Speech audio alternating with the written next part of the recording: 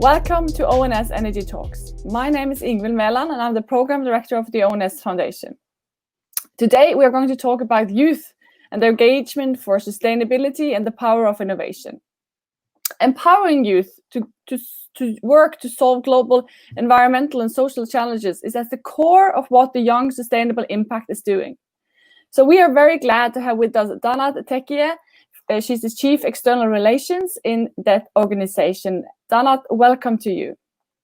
Thank you. Thank you for having me. At the core of what you're doing is youth, innovation, and a burning engagement for sustainability. Can you explain to us kind of the story about Young Sustainable Impact and how it came about? So we started as a response to the COP in 2015.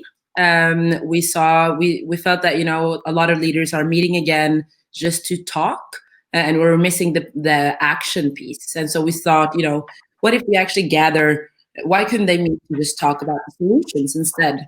And so based on that, we thought, what happens if we bring together the smartest young minds all around the world to create the solutions, which was sort of our starting point. And sort of our belief is that a lot of the challenges related to sustainability can be solved through entrepreneurship. That youth is a driving force, and that, but in collaboration with those that has experience. And this is something that we have to do together. So how we're delivering sort of on our mission, which is to empower young people to create solutions that can contribute to the sustainability goals, is on one section by creating new business solutions that focuses on its core to solve sustainability challenges. Second, by creating a movement, which we call Earthpreneurs, which means making sustainability business as usual. And then thirdly, we need to work with the big organizations and companies because we believe that if we can affect them a little bit, we can also gain impact. So those are sort of the measures that we're working on, and that was our starting point. It's very interesting, and I'm glad that you saw a challenge and you wanted to deliver on it. Talking about the companies, the world has become more and more mature on how it thinks and talks about sustainability since the COP, as you mentioned. Can you elaborate on how you see sustainability becoming a more and more integrated part of business strategies? I think you see now in society, there's more expectations from customers, there's more expectations from the government, from shareholders, from the boards, to have sustainability integrated in your core work and business. I think there's still a long way to go, but it's not like back in the days when you would go to a meeting and you would talk about sustainability and people would ask you, what is that? So I think, and it depends on when you're talking globally or if you're talking in the Nordics, Norway, or Europe. I think in Norway, Nordics, Europe will come a long way. Globally, I think, we're not that far, but definitely it's on the agenda. They're trying to understand and see, I think the most serious companies at least are trying to see how can we integrate sustainability to our core if it's not our core already. While you have some big companies, where sustainability is their core business, they just haven't called it sustainability before. So I think it varies, but it's very interesting, and it's definitely on a push, so that's good. So I hear that you are kind of focusing on kind of geographical differences, but on an overall level, you're pleased with how the companies are moving in the sustainability agenda. Building on that, do you think the situation that we're in now with the Corona situation, do you think that will hinder the development, or just pausing it, or still as high on the agenda as it was before? I think that's a super good question. And I think that what's interesting is that with the crisis, it's pushed us to work more remote. I've always been a very big fan of how we do our work in YSI. Our innovation programs that are global are remote. I think people are understanding that, a lot of the meetings that you normally have, that you travel for, is not necessary. And so I think it will change us in terms of how we're working. And I think for companies as well, there's so many new possibilities that they can take and work on. But I think, unfortunately, with crisis and with trying to handle that, they sort of pause maybe sustainability initiatives, innovation initiatives, because they have to focus on, other more pressing issues, while it is during crisis that you should focus on innovation. That's when it inspires, and that's sort of when you can work on, okay, these are our problems, these are the new opportunities we see, how can we shift? So I think theoretically, yes, it definitely should be a time where you thrive and where you sort of can even make your position stronger. But unfortunately, I think it's down prioritized by companies. So you say that kind of the Corona situation has created kind of proof in the pudding that the remote and digital working life is efficient, and that definitely is a way to work forward. And also, if you look at the youth, then they are kind of more digital natives than the older generations.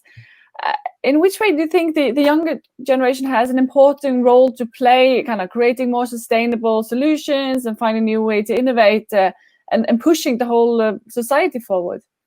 So I definitely think youth is a driving force. I think it's, you see in very many different countries that you have above 30 to 50% of the youth that is below the age of 30. But unfortunately, you also see that young people are not included in the discussions and in the topics that matters.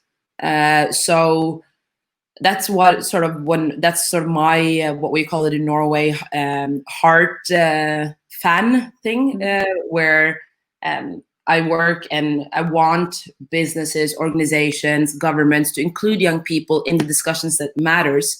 On the core, it's not just like, hi, we're going to have young people here because it's a checkoff or it's nice to have and it's inspiring. It's because young people have a lot to bring to the table. And if we are going to sort of pave the way for our common future, then young people there's 1.8 billion young people all around the world. It's the biggest group of population of young people we've had ever. And so it is a significant group that needs to be included so that we can also have a say in sort of what happens in our society. But that's sort of not where it is today, and it needs to become better. And so I push a lot for that. So here I hear you have you're very enthusiastic, a really true believer of empowering the youth and bringing them into the kind of the core of what the businesses are really into. And it's also a matter of building a kind of future competitiveness, because the young people, they're actually the ones who are going to live going forward. But at the same time, it's important to have kind of diversity, different generations working together. Could you elaborate on how you see the kind of the cross generations way of working, and why do you think that is a good thing? I think it's so important because you need to have the experience, from people that has been, they've experienced, maybe today, for example, the ones that are a bit old, they've experienced crisis before, they've experienced change, they have lots of valuable experience, while young people also bring in a new set of knowledge, they bring in updated knowledge, they bring new perspective, they're less framed on, what works or not, and we're more, maybe we ask one more time, why is that, and more curious. And I think when you combine that, that's a truly force. But yeah, unfortunately, it's not done enough. We've seen a bit about it in how we work with YSI, in different projects where we try to bring and bridge the gap and get the experienced people and young innovators from all around the world to work concretely on different problem statements related to core business. So we've done that with companies in Norway as Yara, Storebrand, Coca-Cola in Norway, Grieg, and it's been amazing. And I think they also realize after that, it's like, wow, it actually takes their work forward. So I think we need greater collaboration. A lot of people talk about it. They say, yes, it's important. They put sort of the future on the shoulder of young people and say, oh, you are going to carry it. But then, we need to be involved and we need to work together. And people truly need to bring in young people in the projects that matter. And you bring in young people because they are going to bring in new inspiration, not because they're just going to continue to work in a system that's been established. I normally use a very good example is when you hire a young person, you say, we hire you because we're very enthusiastic and you can bring us new inspiration, and then you work in a Windows 2000. And it's a bit like that, and that's not sort of how we move forward. So we need to be open, and there's some, and there's lots of great companies that are working very well with youth, but I think the majority, we have still a long way to go in including and having that diversity aspect of, I normally challenge business leaders and what's the percentage of young people between 20 and 30 that you have in your department, regardless of if it's C-level or not, on all levels. So yeah, that's a great challenge to keep pushing forward. Yeah, I really like it, and I also think that you actually trying to change the working processes, because you want to not keep the young ones on the side, but you want to create integrated models. Do you have an experience from kind of, if you call it, the more elderly generations that has positive kind of feedback to you working in new ways together with the youth? Yeah, I think definitely in all the different initiatives that we run at a YSI. So the one that we've called Inside Factory, where young people are working together with businesses on core problem statements, also remotely. That's been very good. We've had good feedback. They see that, young people can deliver on the same level. We've had so many instances where they've said, you know what, can we just hire you? You've done this work in 10 days and we're doing this every day for 11 years and see sort of how fast you get into it. I think they often tend to be positively surprised. And that's sort of, we know that, and it's so happy to then see that, they see the same in the end. Same having worked with Yara over 5 months on an innovation program that we've done, where they had 2 teams that were working on a case for them and creating a startup in their field, also by people that were between the age of 20 to 28, also from different parts of the world, which was a great experience. So I think everyone that we have experienced and worked with has had a great experience, and that's something we try to push forward to show that it is possible, it is valuable, and it's about driving it forward. And about doing it on a serious matter, not just to, have a nice initiative that you can brag about and have communication on, but, you also see that from young people today, when they start to work in companies, we want to contribute to the things that matter. We want to work where there is purpose. And I think that's you also, when you have young people coming maybe to an interview, they'll ask you the other way, why should I work here? How are you working with these and these factors? So there's a lot of new requirements. And I think that is also pushing the companies to a better in a better way, also towards where you want to see this go. I really like the way you're saying that the youth are getting more and more purpose-driven. And building on that, you mentioned earlier in this talk that one of the other things you're doing is to create a movement. You call it the Earthpreneurs. Can you explain to us the value of kind of the movement and kind of community thinking when you're working to promote sustainability innovation? I think, like, in general, community, if we're going to achieve the goals, the quite ambitious goals that we had put together, we need to work together in the community. It doesn't matter if, let's say, if you look at it geographically and Norway is doing a great job, but then you have 10 other countries that are lagging behind, that will just make us even, or not even, if so, drag us to the negative. So we need to work together. We need to be in this together if we're going to solve our global challenges that, everyone is noticing, some before the other. And so with the community, and there's so much knowledge that we can share, it's not just coming to one instance and say, do you have the answer for this? Can you solve this? But there's so many great people all around the world. And so when we have this community of almost 12,000 people all around the world that comes together to discuss different topics, to work together on projects, saying, hi, I'm working on a project with deaf people in Argentina. We're doing X, Y, Z. Is there anyone here that wants to join this or has the knowledge?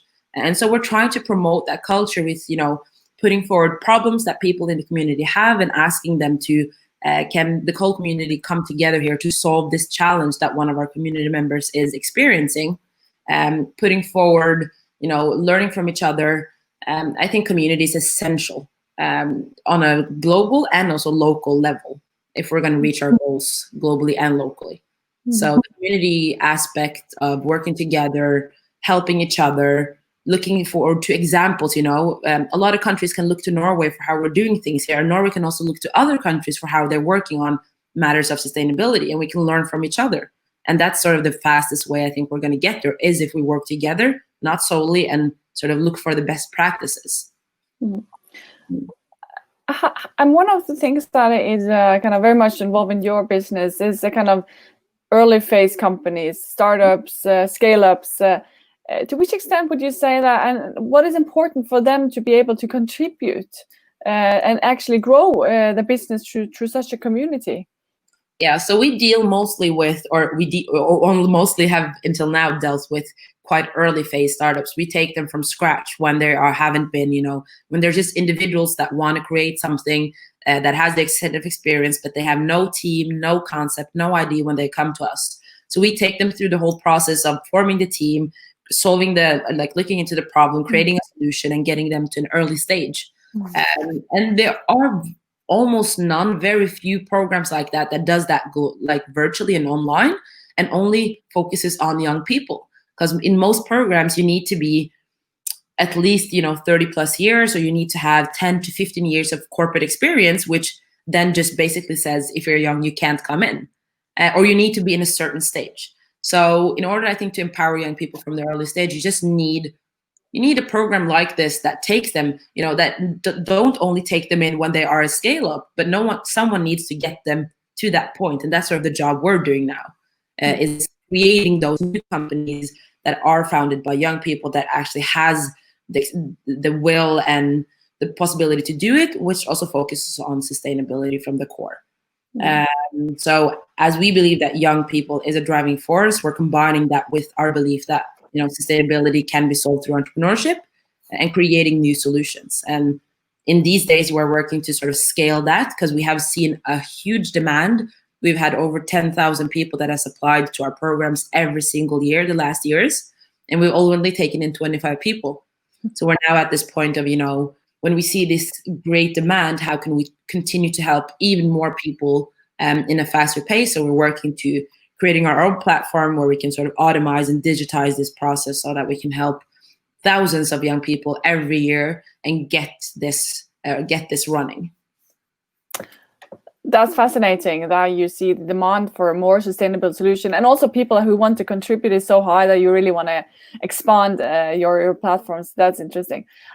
Getting closer to the end of this, I just wanted to ask you, we all agree that we want a more sustainable future. We want to empower the youth to contribute, but what is your advice in order to get there faster? Good question. I think, first of all, I believe everyone can. When you talk about sustainability, it's about, if you're in a corporate situation or in whatever you're spending your time with and working on, understanding, what can I do from what I work with? How can I contribute? How can I make impact? Because the same way I can contribute to make impact is maybe not the same way as you. So understanding sort of where you are and what you can do. Find yourself in a situation where you're contributing to something that's purposeful, that takes our society forward, and is related maybe to sustainability. There are still a lot of people that doesn't look at sustainability as maybe something that's profitable, that's economically sustainable, but that's really not reality. It's a $1 trillion market space where you can create solutions that has financial sense, but also purpose and sustainability sense for the society. So I would say, see where you are, understand what you can do, and do something about it. Set ambitious goals. And yeah, as going back to what you mentioned, look for community, look for other people that are, maybe working in similar fields. What are they doing? Collaborate, work together. And I would say for the business leaders, I would give my challenge again, how are you working with young people on all levels? How are you how are you pushing forward the relay button so that the next generation can take over from you, and also make sustainability a priority in the core business and look at it as an X and not a percentage factor. So set ambitious goals, because we're not doing enough in terms of where we should be from what the goals were in 2015. I think that's a perfect way to close, with very good advices both on how you're going to push the sustainability agenda, but also on the individual level. Is just do it. Danat, thank you very much for joining us, and thank you to the ONS Energy Talks listeners. Have a great afternoon. Thank you for having me.